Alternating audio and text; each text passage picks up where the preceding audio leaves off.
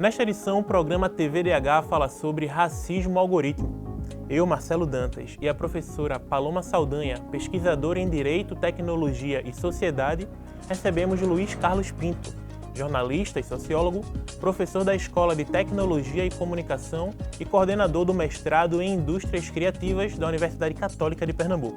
Começa agora o programa TV Direitos Humanos. O TVDH é uma iniciativa da Cátedra Unesco-Unicap de Direitos Humanos Dom Helder Câmara, produzido por estudantes de jornalismo do projeto de extensão EducomDH, Educomunicação e Direitos Humanos na Mídia, uma parceria com a Cátedra Luiz Beltrão de Comunicação, o Centro Dom Helder Câmara de Estudos e Ação Social, o Movimento dos Trabalhadores e Trabalhadoras Rurais Sem Terra, o MST, o Centro das Mulheres do Cabo e o Centro de Cultura Luiz Freire.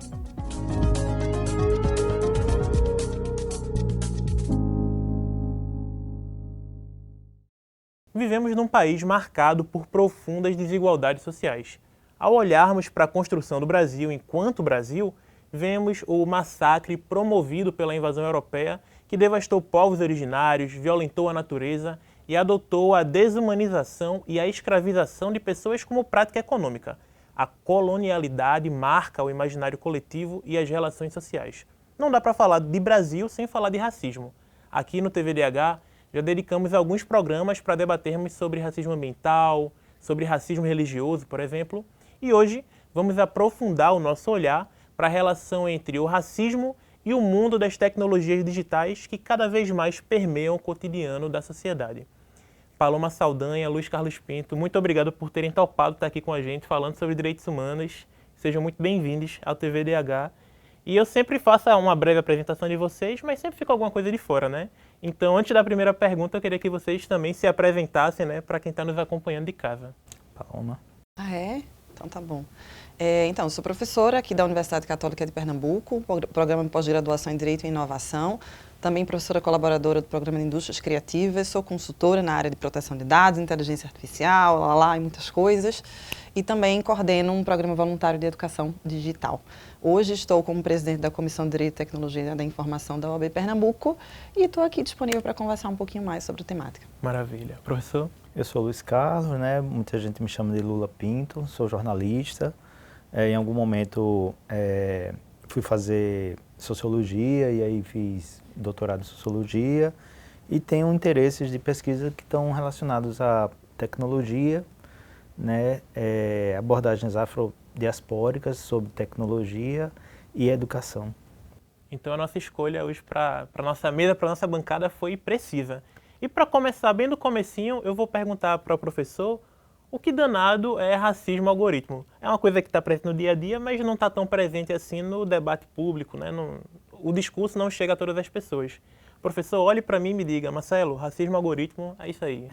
Marcelo, o racismo algoritmo é um fenômeno, né, que tem vários frontes de manifestação.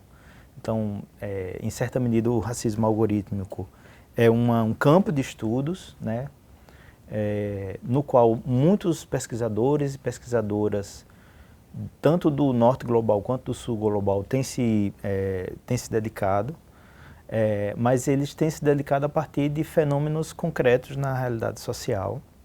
A gente pode dizer que o racismo algorítmico ele é uma atualização e um aprofundamento, né, do sistema de opressão e de poder tradicional do racismo que a gente conhece em outras relações que não são online nem digitais. Né? As primeiras expressões, talvez, ali documentadas por volta do ano de 2008, 2005, do que viria a ser chamado de racismo algorítmico, são expressos hoje como racismo online, né? Que se expressam muito do ponto de vista textual. Né? Então, eram expressões de racismo, de maus tratos, ou então de exclusão, ou de algum tipo de reação violenta em forma de texto em ambiente digital.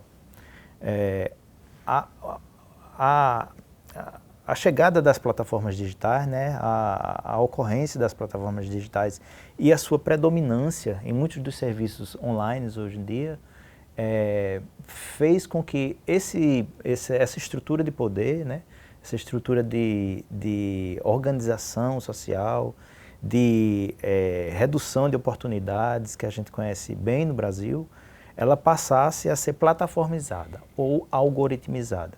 E o que é que significa dizer isso? Significa dizer que as expressões do racismo, elas passam por um processo de codificação. Do ponto de vista prático, significa dizer que muitos dos serviços que são oferecidos pelas plataformas digitais, né, cujos serviços funcionam à base de codificação, de algoritmos, passam pelo mesmo tipo de tratamento enviesado, né, pela lógica racista. Então, vou dar um exemplo bem simples que talvez deixe essas palavras com mais concretude.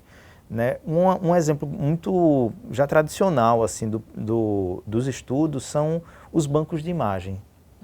Os bancos de imagem, existem muitos bancos de imagem online, né? Muitos deles são gratuitos ou muitos deles têm uma parte que são gratuitas. E essas imagens, elas são colocadas lá de diversas maneiras, né? Mas existe um tratamento sobre essas imagens que é feita pelos organizadores, por quem gerencia esses bancos de imagens, e essas imagens elas são tagueadas, ou seja, elas são relacionadas a algum tipo de palavra ou algum conjunto de palavras. E isso faz com que, se você for num banco de imagens, no geral, ainda hoje em dia, você faz a busca por família feliz, né? Homem bem-sucedido, ambiente de trabalho, são endereçamentos que vão dar como resposta imagens de pessoas brancas. No entanto, se você fizer a mesma busca procurando por monkeypox, por exemplo, essa doença que está se espalhando, né, a partir de países de África, ou se você procura desemprego, doença, criminalidade, o sistema vai responder com imagens de pessoas negras.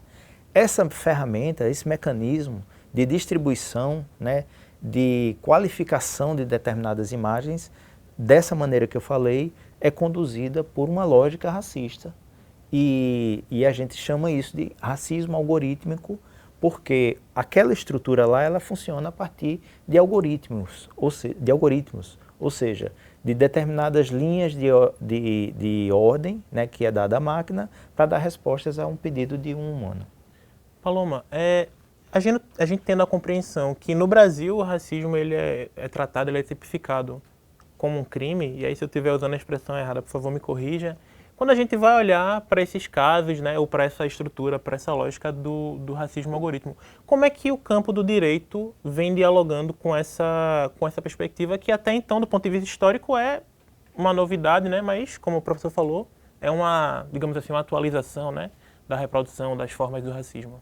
Isso, essa fala de Lula foi muito boa no sentido de trazer essa atualização do racismo estrutural como sendo um conceito do racismo algorítmico.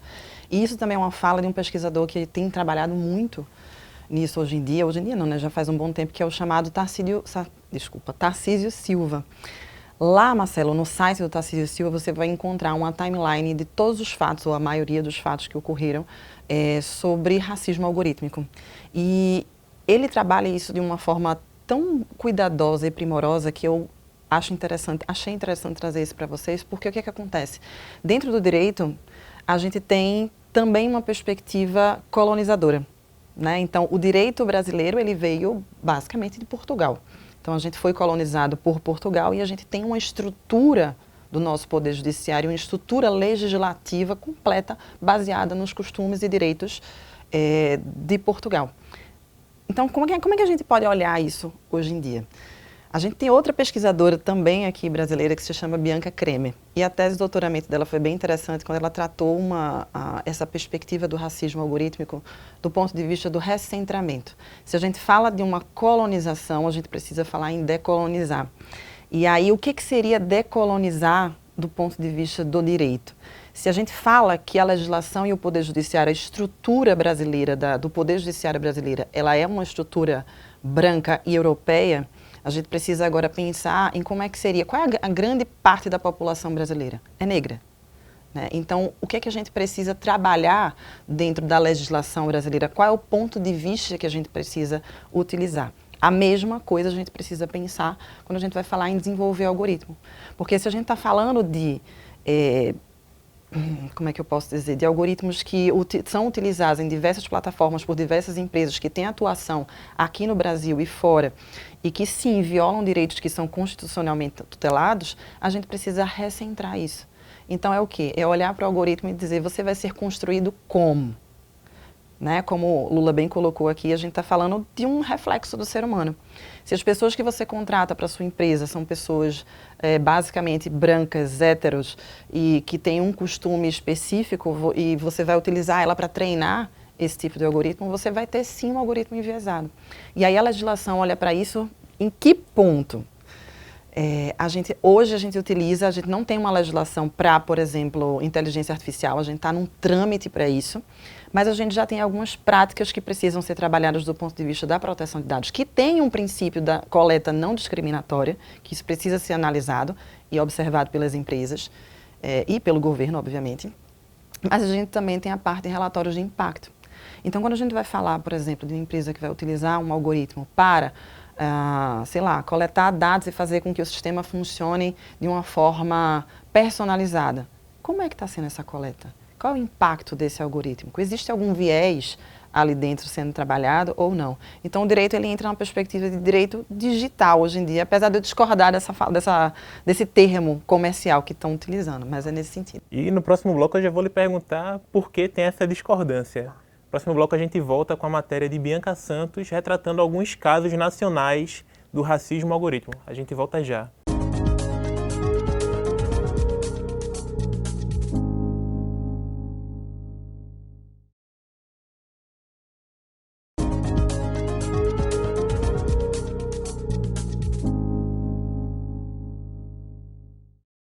Estamos de volta com o segundo bloco do TVDH, que nesta edição fala sobre racismo algorítmico.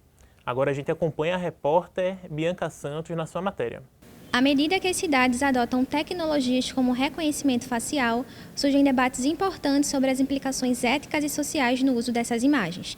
Embora prometa segurança e eficiência, esses sistemas frequentemente erram na identificação de pessoas negras e diferentes etnias, resultando em injustiças e desigualdades. André Fernandes, fundador e diretor do Instituto de Pesquisa em Direito e Tecnologia do Recife, destaca os desafios que enfrentam e a importância do projeto Sem Câmera na Minha Cara. Acho que o projeto Sem Câmera na Minha Cara é um projeto que o IPREC puxou, né, inicialmente a partir de uma notícia que a gente teve da adoção de relógios que já estão instalados na cidade, e esses relógios eles teriam câmeras, e essas câmeras teriam algoritmo com inteligência artificial e reconhecimento facial embarcados. E a partir disso e desses riscos que a gente mapeou, né, e das análises técnicas que a gente tem sobre como essas tecnologias são falhas, a gente entrou com um processo de campanha junto com várias outras organizações da sociedade civil aqui de Recife, Pernambuco, para poder pressionar no sentido de não adotar essa tecnologia com os fins de segurança pública. Tem uma vulnerabilização da população negra, no caso do reconhecimento facial, que é majoritariamente afetada por isso, né, por uma série de questões técnicas que a gente pode abordar depois, mas a gente também tem uma ofensa a uma série de outros direitos, como direito de privacidade, direito de personalidade, captura de dados da imagem da pessoa sem autorização e consentimento. De acordo com o Monitor de Novas Tecnologias de Segurança Pública do Brasil, o Panóptico, cerca de 47,6 milhões de brasileiros estão sob vigilância de câmeras de reconhecimento facial na segurança pública. No gráfico, o Nordeste possui 37 projetos ativos e mais de 18 milhões de pessoas potencialmente vigiadas. Já em Pernambuco, está entre os estados com o maior número de projetos de monitoramento. Dentre os casos de racismo algorítmico, Paulo Victor, jornalista, professor de Ciências da Comunicação e pesquisador especializado em tecnicovigilância, relações raciais e políticas de comunicação, comenta sobre o caso ocorrido no estádio de futebol em Sergipe. Foi um caso me chocou bastante, assim, por todo o simbolismo que foi. O João Alberto estava na torcida do seu time, quando no intervalo do jogo, repito, final do Campeonato Sergipano, né, de futebol, ou seja, o principal momento do futebol naquele estado, né? Então, no intervalo da partida, este rapaz estava na torcida do seu time, ele foi abordado por policiais, salvo engano, por 4 policiais, que pediram que ele os acompanhasse. porque ele havia sido identificado como suspeito de um crime. O Alberto, ele não se opôs, né? Que nós sabemos também o que pode acontecer se ele fizer qualquer oposição e rejeitar este convite, né?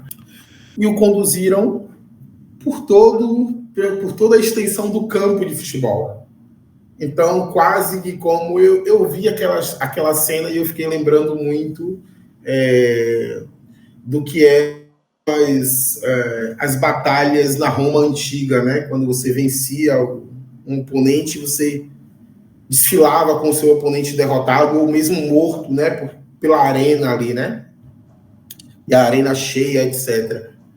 Então, conduzir este rapaz pela extensão do campo e depois viu-se que, na verdade, o rapaz não era quem a polícia procurava e quem a tecnologia de reconhecimento facial havia identificado.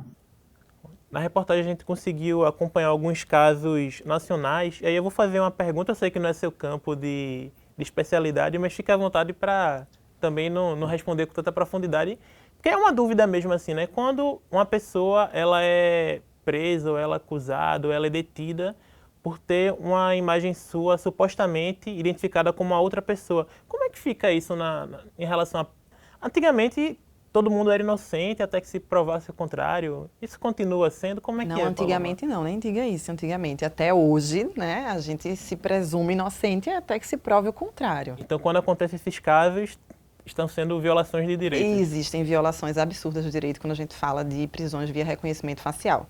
Né? E aí eu vou te dar um exemplo, assim, 2 exemplos de favor e contra. Alguns anos atrás, a gente teve um rapaz que fugiu, né, da prisão, e ele conseguiu ser encontrado no Carnaval de Salvador por meio do reconhecimento facial que estava acontecendo ali naquele momento festivo. Mas a gente também teve um outro momento, por exemplo, de uma pessoa que foi presa num estádio de futebol recentemente por ter sido indicada pelo reconhecimento facial como sendo uma pessoa acusada de um crime, como na verdade não era essa pessoa. E aí é onde entra a questão da violação, né? Todo mundo é inocente até que se diga o contrário. Como é que eu vou dar voz e vez a um algoritmo que não está numa maturidade suficiente para ser utilizado dentro dessa sociedade, que inclusive gera para a gente uma violação a esse princípio que é um princípio constitucional, não só penal, mas também constitucional. E aí é onde entra essa discussão da gente de maturidade do reconhecimento facial. Aqui em Recife, Marcelo, inclusive foram instalados vários relógios pela cidade, onde nesses relógios com propagandas foram disponibilizados partes para ser embutido a tecnologia de reconhecimento facial sob o argumento de segurança pública, né? E aí volta aquela ideia. Aquela pergunta, aquela questão que eu sempre faço e que fiz no momento da audiência pública do Ministério Público. Qual foi o critério utilizado para instalar os relógios na cidade? Porque o que acontece? Se a gente define um critério de instalação, a gente já está definindo uma questão específica de criminalidade. Quais foram os pontos? Né? E aí, a partir do momento em que a gente coloca esse reconhecimento facial dentro desses relógios, a gente está dizendo que esse local em que foi escolhido para instalar esse relógio com reconhecimento facial, existe uma criminalidade muito grande, principalmente por ter uma população preta. Né? Preta não, negra, na verdade. E aí, o que aconteceu? O mundo inteiro se coloca no posicionamento de retirar, de banir o reconhecimento facial de todas as suas plataformas e sistemas, e o Brasil começa a utilizar cada vez mais o reconhecimento facial. E um outro caso também que foi recente foi uma pessoa que entrou numa Zara, uma mulher negra que entrou na Zara e foi identificada pelo sistema de reconhecimento facial como um risco para a loja. E a segurança chegou junto e pediu para ela se retirar. Por um acaso do destino, era uma juíza e deu um problema bem grande na situação, e aí eu não vou entrar em detalhes nesse caso específico, mas é um exemplo de como a coisa funciona de forma errada. Professor, e sobre como a coisa funciona de forma errada, a gente consegue entender que, na verdade, o mundo digital ele não é um mundo à parte, né? Ele é não sei se é um reflexo, mas ele continua sendo o mundo real, né? Só que em uma outra esfera. A gente fala nesses casos de injustiça, né? As pessoas são detidas sem que necessariamente se prove, mas antes de ter essas instalações, né, quando a gente vai olhar para dados de segurança pública, a gente percebe que tem várias pessoas que são detidas, que não têm acesso, né, a um julgamento justo e que também diz respeito sobre o racismo. Em que ponto a gente consegue entender que as práticas institucionalizadas do racismo no Brasil, elas implicam também, de certa forma, numa institucionalização para o racismo algorítmico? Eu acho que Paloma já deu até a chave para responder isso. Quando a gente fala sobre diversidade, mas também quando a gente fala sobre colonialismo e colonialidade. Nossas instituições, né, nosso comportamento, muitas vezes, eles são tocados pela colonialidade. Eles são tocados por imaginários que animalizam o outro ou que excluem o outro, né? Então, esse modo de pensar, né, que às vezes não é claro, ele se transmuta, ele se transfere, né? O sujeito que está ali escrevendo o código, né, que está fazendo o código de um sistema algoritmizado, ele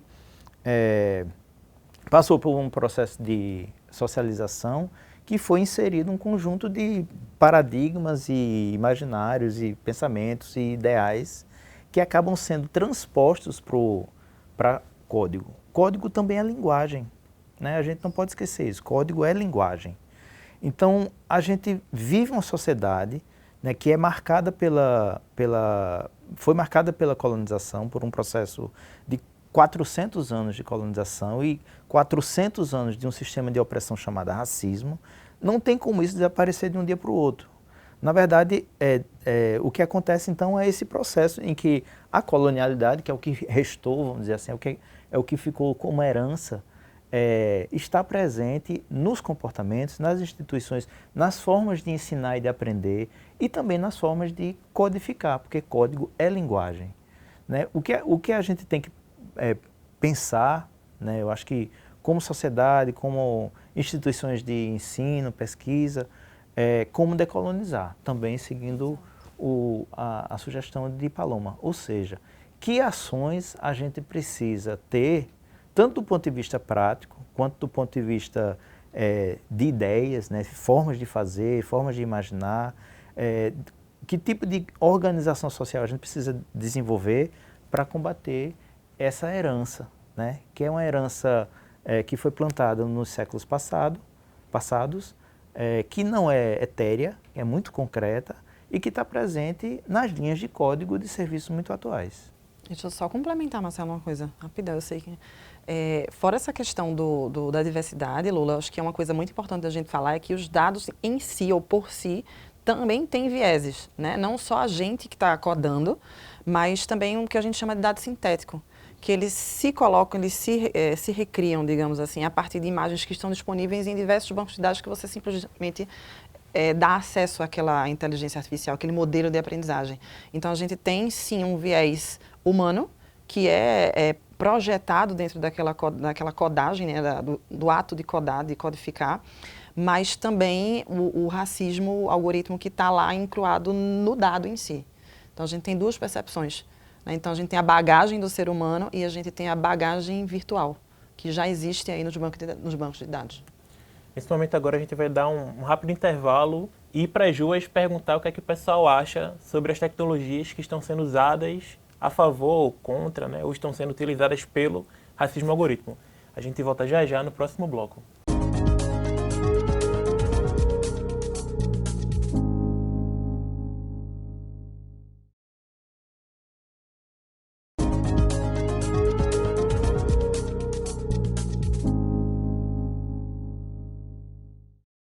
Estamos de volta com o terceiro bloco do TVDH, que nesta edição fala sobre racismo algorítmico. Agora vamos ouvir o que dizem as ruas. É hora do quadro Fala Povo com Luiz Ernesto.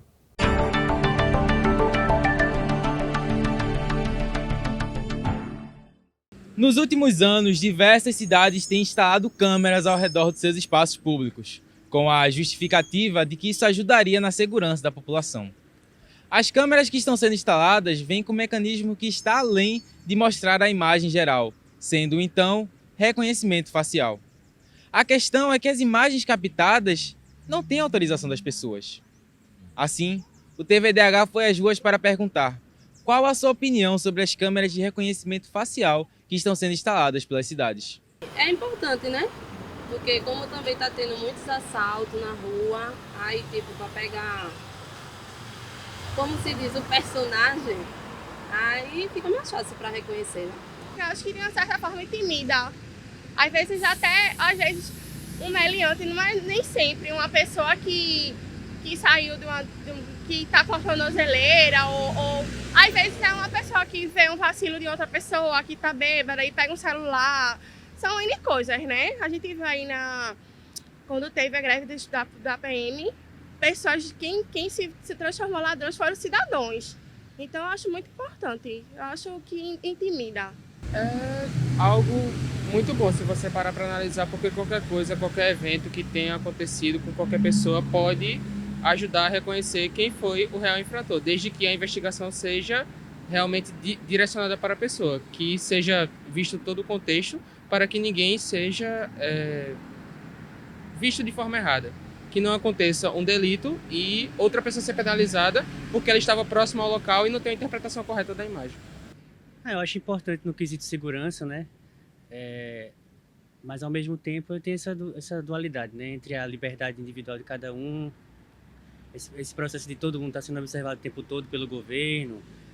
Às vezes você não sabe que tratamento essas informações levam, seja pelo governo, seja por quem às vezes rapta essas informações, né? Então é importante, mas tem suas ressalvas e precisa do seu devido controle. Paloma, durante a exibição você estava tecendo alguns comentários, né? Socializa aí com a gente. Não, então, a gente sempre comenta dentro da área jurídica, dos debates e congressos que a gente participa, que a dualidade do segurança versus privacidade está sempre presente quando a gente fala de reconhecimento facial. Porque, querendo ou não, há uma venda de uma certa segurança para o uso do reconhecimento facial, das câmeras com reconhecimento facial. Então, eu preciso vender essa ideia de que, sendo vigiado, eu vou estar seguro para que eu possa continuar vigiando. E aí, quando eu falo eu, é governo, é empresa, é a câmera na frente do prédio, é qualquer tipo de vigilância com o uso de câmera, né? E aí a gente começa a pensar que talvez não seja exatamente isso. A gente precisa pensar também na questão da privacidade. Quando a gente olha para o direito, dentro do direito digital, como eu falei aqui anteriormente, a gente tem uma legislação que fala a Lei Geral de Proteção de Dados. E ela traz sim, dentro de um dos princípios, o princípio da não discriminação, que vai dizer que eu não posso fazer qualquer tipo de coleta discriminatória. Mas também vai falar que eu preciso definir qual é a finalidade dessa minha coleta de dado pessoal. E os pontos faciais de uma pessoa, eles são considerados dados sensíveis. Por quê? Porque a partir do momento em que eu entrego meus pontos faciais, quem está com o poder disso aí pode fazer o que quiser. Seja um deepfake, seja uma foto de montagem, seja até uma voz mesmo minha, que podem fazer qualquer tipo de conteúdo que não tenha sido feito por mim. Inclusive tem serviços que pedem reconhecimento de rosto, né? Como o acesso a banco, por exemplo. Exatamente, que utiliza a ideia da segurança, né? Então, assim, o banco tendo capacidade suficiente de fazer com que os meus dados que estão ali sensíveis sejam colocados e guardados de uma forma segura, que não haja um vazamento de dados, ok. Isso também vai para o governo, tá, nesse ponto de vista. Mas quando a gente fala de segurança pública, de utilizar um reconhecimento facial nas ruas, a gente já precisa olhar para uma outra questão, né? A gente já precisa olhar o que é que existe de população, como é formada a minha população e como é que eu vou utilizar esse artefato de reconhecimento facial. Qual é a finalidade disso? Será que de fato é uma segurança ou será que eu estou utilizando isso para outras questões? Aí eu deixo para o nosso sociólogo, antropólogo, discorrer mais sobre. A bola está com você. São muito interessantes os depoimentos, porque eles mostram justamente o medo, né? O medo é um operador muito importante no comportamento e na aceitação, tanto de tecnologias quanto de discursos totalitários. Então a gente vive numa cidade, em particular o Recife, que tem um problema crônico de violência, e faz sentido que a população tenha um receio, né? Tenha receios e atribua à vigilância uma solução, uma tecnossolução. Abre mão, né, da sua privacidade, da sua intimidade, da sua liberdade ali. Isso é um aspecto que eu acho que é muito importante e que é histórico, né? Um outro aspecto que eu acho que dá para tirar desses depoimentos é ainda a falta de uma leitura mais aprofundada dessa questão, tanto do contexto quanto das tecnologias. E isso bate naquilo que eu venho falando, que é a educação e literacia midiática. A gente entrou já num conjunto de fenômenos, né, numa época em que o conhecimento de como funcionam as máquinas, né, e como é que funcionam determinados serviços, para onde é que essas informações vão, são fundamentais, são necessárias do ponto de vista político, né, de expressão, né, de defesa. Eu acho que uma outra questão que eu acho muito interessante de observar também é que... perdi o raciocínio.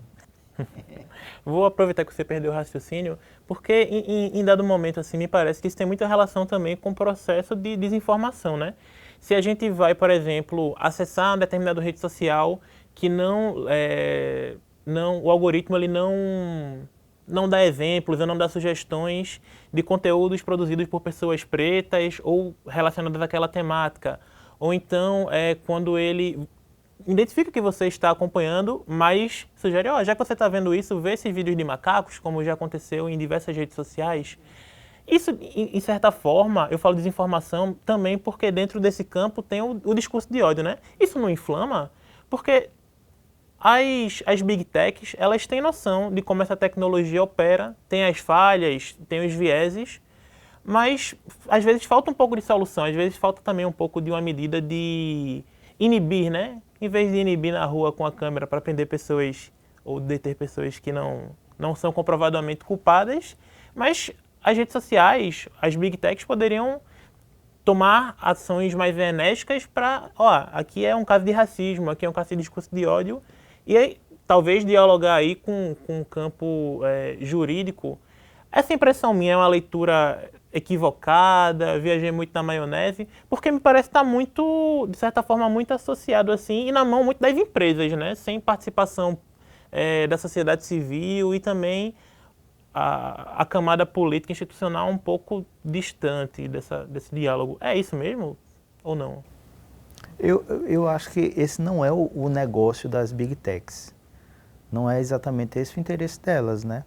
Eu acho que elas operam num outro conjunto de objetivos. Então é muito interessante haver medo, né, em determinados contextos, para que essa tecnologia que está sendo abandonada em outros lugares passe a ser vendida e continue a ser consumida. A desinformação, ela é rentável, ela produz capital, e esse capital não é popular, não é para a população, né? Na população se cria medo, se cria desorganização, desestruturação de movimentos, mas a desinformação ela rende para isso. Então tá lá no plano de negócios da maior parte das grandes empresas, inclusive porque do ponto de vista estrutural, né, a desinformação e esse conjunto de fenômenos que a gente vê está muito relacionado à estrutura. A estrutura dessas empresas e desses serviços é feito para gerar esse tipo de comportamento. Eu acabei me empolgando um pouco com a pergunta, então vou deixar um pouquinho de perguntar e deixar para quem nos acompanha fazer uma pergunta para vocês no próximo bloco. Fica aí que já a gente está de volta com a pergunta trazida por Luiz de Castro.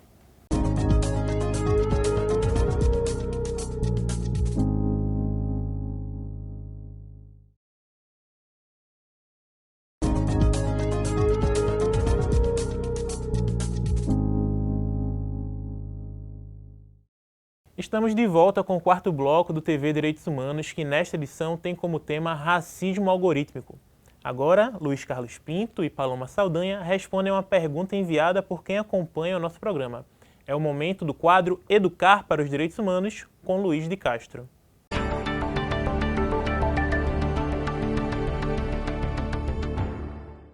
O Brasil ainda possui uma cultura do racismo estrutural. De acordo com o Anuário Brasileiro de Segurança Pública divulgado este ano, as mortes violentas intencionais registradas em 2023 foram 78% representadas por pessoas pretas e 21,5% por pessoas brancas. Com a popularização da internet, surgiu o racismo algorítmico. No mapeamento disponível no site Desvelar, existem cerca de 200 casos de discriminação algorítmica desde 2010. A partir dessa percepção, a estudante concluinte do ensino médio, Emily Santos, faz uma pergunta. Bom, me parece que o racismo algorítmico ele está relacionado com o racismo estrutural, só que ocupando outros espaços. Quais são as ferramentas que podemos utilizar para acabar ou diminuir esses comportamentos? Professor, eu vou deixar você começar dessa vez. Olha, a questão de Emily é muito interessante, né?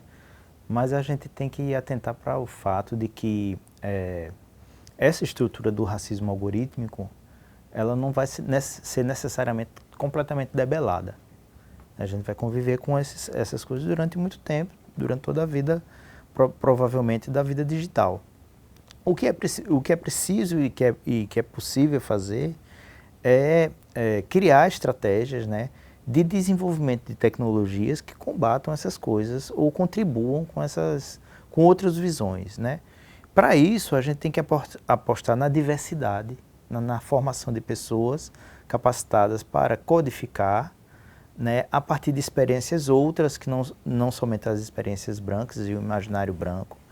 A gente precisa criar tecnopolíticas, né, que combatam não somente o racismo algorítmico, mas outros problemas advindos desse ecossistema que a gente está criando. Para isso é muito importante o trabalho dos legisladores, o trabalho dos governos, né, ali no sentido das tomadas de decisão, e é muito importante os trabalhos de pesquisa. A comunidade acadêmica contribui muito fortemente com insumos de informação para essas tomadas de decisão. E eu penso que, de uma forma geral, a gente precisa fazer um trabalho de base na formação de movimentos sociais, de organizações urbanas, de sindicatos, de um conjunto amplo, né, de protagonistas que possam se colocar diante desse quadro. Paloma, como é que você responde para Emily? Como é que eu vou responder depois da resposta que ele deu, né? Super completa, mas eu acho que é isso mesmo que Lula colocou. A gente precisa trabalhar com a educação digital, e aí quando eu falo de educação digital, eu falo desde a base, mas aí eu vou para a base, não a base que Lula colocou, mas também, né, a gente trabalhar com isso dentro das escolas, né, a educação básica brasileira, a gente ter essa educação digital. E dentro das empresas, a gente ter não só a questão da diversidade humana, mas uma diversidade de banco de dados, de conhecimento, e a gente ter sim uma rotatividade do ponto de vista de fiscalização, de monitoramento, de auditabilidade dos sistemas, para que a gente tenha, sim, autoridades que trabalham com essa parte de fiscalização, podendo saber de fato o que é que está sendo feito ali dentro, né? Como aquele algoritmo está funcionando, para poder incidir as legislações que existem no Brasil e que vão existir também. Porque o que acontece? O direito ele não é anterior, né? Ele é posterior. Então, eu, enquanto advogada, por exemplo, no meu posto de advogada, eu não vou lutar antes. Eu espero que uma coisa aconteça para eu poder remediar aquilo dali. O que acontece antes do ponto de vista legislativo é quando a gente fala de uma política pública regulatória, que é a Política Nacional da Educação Digital, por exemplo, que a gente teve em janeiro de 2023, que traz exatamente essa estrutura que Lula colocou aqui. Inclusão digital, educação digital escolar, a pesquisa voltada para essa parte de tecnologia, mas também a reinserção, capacitação das pessoas que têm idade produtiva para o mercado.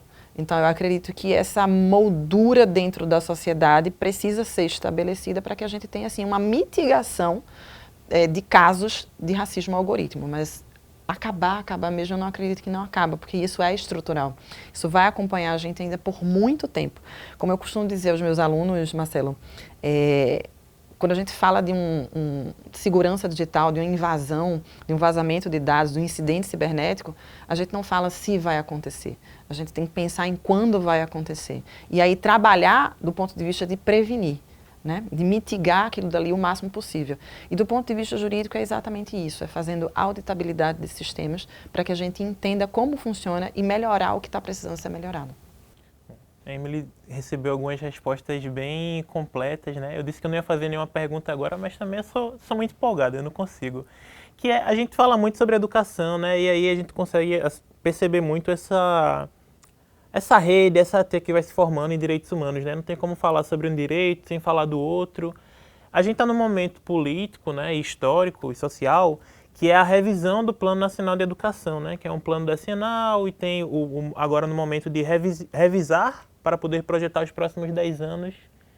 É um tema que está em discussão, se não no plano, se não pelas pessoas que legislam, mas é um tema que está contemplado nos espaços públicos de debate, nas organizações da sociedade civil, nas próprias universidades, dentro das salas de aulas. Vocês conseguem ter esse termômetro? Eu não consigo, não vejo, não tenho, fazer como a atriz, não sou capaz de opinar. Eu acredito que o Plano Nacional de Educação em si seja uma temática muito mais voltada para a pedagogia, né? Então, para quem trabalha de fato com essa área de educação. Mas o que a gente pode falar de educação digital é que a PNED, que é a Política Nacional de Educação Digital, trabalha juntamente com, por exemplo, a Lei de Diretrizes e Bases, com a BNCC, que já trazia lá atrás a questão da competência número 5, de que precisava, sim, incluir nas escolas, no currículo escolar, a capacitação de uma reflexão crítica para o uso das tecnologias. E eu acho que isso fala muito sobre o que a gente conversou aqui. Se eu não tenho uma sociedade formada criticamente para refletir o uso dessas tecnologias, como é que eu vou disponibilizar isso nas mãos de uma criança, de um jovem, de um adulto ou de um senhor que não tem a menor ideia de como é que isso funciona? Quanto mais disponibilizar uma tecnologia de reconhecimento facial que não está madura para uma sociedade que não sabe o que é que está acontecendo ou o que é que pode ser feito. Então, sim, é um problema da educação, do meu ponto de vista, mas educação é uma palavra muito utópica para muitas pessoas. Então, se eu for falar do ponto de vista empresarial, Marcelo, para reforçar um pouco o olhar social como um todo, eu diria que a gente falta um pouco de compliance no ponto de vista da conscientização, da capacitação, do treinamento das pessoas, se a gente não quiser falar de forma utópica, para poder utilizar esse tipo de tecnologia, inclusive por parte do governo, que disponibiliza o reconhecimento facial, por exemplo, nas câmeras corporais, né, Lula? Então, assim, eu não tenho como disponibilizar o uso de algo que sequer atende a uma legislação que foi estipulada pelo governo, que é a Lei Geral de Proteção de Dados. Então, assim, é lindo, é maravilhoso, a gente tem como encontrar pessoas que de fato foram incriminadas de algo, foram acusadas, se colocam hoje em dia no banco dos réus, digamos assim, mas existem várias outras pessoas que não estão nessa situação e que podem ser colocadas nesse espaço que não pertencem. E acho que é por aí que a gente precisa entender como é que está a maturidade do brasileiro e do governo brasileiro para utilizar esse tipo de tecnologia. Depois de falas tão potentes, a gente vai fazer um breve intervalo para conseguir digerir tudo e voltar para arrematar essa conversa. A gente volta já já no quinto e último bloco.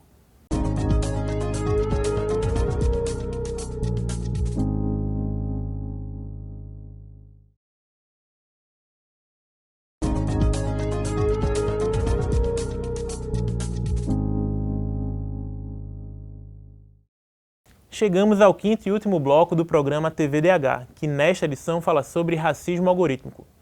Para isso, contamos com a presença da professora Paloma Saldanha, pesquisadora em Direito, Tecnologia e Sociedade, e de Luiz Carlos Pinto, jornalista e sociólogo, professor da Escola de Tecnologia e Comunicação e coordenador do mestrado em Indústrias Criativas da Universidade Católica de Pernambuco. Gente, antes de tudo, queria mais uma vez agradecer aqui a presença qualificada, assim, entusiasmada de vocês. Quando terminar esse programa, eu já vou correndo me dedicar mais no assunto, porque entrei com uma base não tão grande, não vou mentir para vocês, mas estou encerrando aqui com a vontade de me especializar bastante sobre o tema. E aí eu imagino também que quem está nos acompanhando deve estar com um sentimento parecido com o meu. E aí eu vou aproveitar também, né, para pedir para vocês sugestões, dicas, instruções, pode ser podcast, livro, artigo, redes sociais, enfim, a palavra está com vocês para a gente continuar estudando e aprendendo mais sobre o tema. Vamos com a professora Paloma. Eu que agradeço, então, muito bom participar desses debates que são tão necessários, né? E como sugestão, Marcelo, eu vou deixar aqui o livro Racismo Algorítmico, de Tarcísio Silva, né? Então, que foi o que eu citei no começo, mas eu também vou deixar algumas séries aqui, porque eu sei que a demanda é boa para a série, que é O Dilema das Redes, Privacidade Hackeada, Coded Bias, Sujeito a Termos e Condições, e todas as outras séries que existem aí em vários streams que falam sobre tecnologia, sobre perfilização, profiling, por aí vai. Ela acabou com todas as minhas sugestões. Aí, nesse sentido, eu ia sugerir uma outra coisa também, que é o game Contos de Fá. O game Contos de Fá é um exemplo muito interessante de muitas coisas que a gente discutiu aqui. Porque é um game desenvolvido à base, né, por um conjunto muito diverso de pessoas, né, é baseado na mitologia dos orixás e discute algumas das questões que são muito importantes na nossa sociedade, como, por exemplo, a poluição, desequilíbrio ambiental, o racismo, etc. Então, eu vejo no game Contos de Fá um exemplo muito importante, muito interessante, muito concreto, de decolonização da produção de coisas digitais, né? No caso, uma série muito premiada, desenvolvida num terreiro daqui da cidade de Olinda, um terreiro de Mãe Bete, também conhecido como Ilê Axé Oxuncaré, e é um exemplo interessante, bem acabado, de decolonização da tecnologia. Muito boa, Lula, muito boa essa indicação. Conheço Mãe Bete de Oxum, mas não conhecia o game ainda, vou procurar saber. E eu queria aproveitar ainda esse um minutinho e meio que a gente tem, para que vocês também tivessem espaço para fazer considerações finais, né? Bom, queria de novo agradecer e pedir para que vocês se mantenham atualizados na questão da educação digital, né? Questionem sempre, é uma coisa que eu sempre digo. Questionem, não parem de questionar. Se pediram um CPF, se pediram um endereço, se pediu qualquer dado pessoal, questionem, né? Até se chegar uma tecnologia nova no seu espaço, questione o porquê da tecnologia e como é que ela funciona. Acho que isso é o essencial. Eu também queria agradecer, é sempre um prazer conversar sobre esses assuntos tão importantes publicamente, né? Justamente porque o TVDH é um desses programas que certamente tem efeito, né, em quem ouve, em quem acompanha. Também concordo com a ideia de manter o senso crítico sobre tecnologias, né, principalmente quando elas são vendidas como uma solução para problemas muito difíceis de se solucionar, né? Então, eu acho que é manter o espírito crítico e a atenção com relação às campanhas associadas a essas tecnologias novas aí. Gente, mais uma vez, muito obrigado. Eu não sou ninguém para indicar, né? Mas, ao mesmo tempo, eu sou alguém. Então, eu indico que vocês pesquisem lá no currículo Lattes de cada um e vá atrás do que eles têm produzido em termos de artigo, em termos de livro, em termos de participação em eventos, que com certeza vai enriquecer muito o tema da gente. O TVDH é uma iniciativa da Cátedra Unesco-Unicap de Direitos Humanos do Helder Câmara, produzido por estudantes de jornalismo do projeto de extensão EduComDH, Educomunicação e Direitos Humanos na Mídia, uma parceria com a Cátedra Luiz Beltrão de Comunicação, o Centro do Helder Câmara de Estudos e Ação Social, o Movimento dos Trabalhadores e Trabalhadoras Rurais Sem Terra, o MST, o Centro das Mulheres do Cabo e o Centro de Cultura Luiz Freire. Acompanhe a gente nas redes sociais. E pode trazer a sugestão que a gente aceita. É @programatvdh.unicap. Estamos também no YouTube, nos canais Jornalismo Unicap e Cátedra Dom Helder. Lá você encontra outras edições do programa, sempre com o tema dos direitos humanos. A gente agradece pela companhia e até a próxima.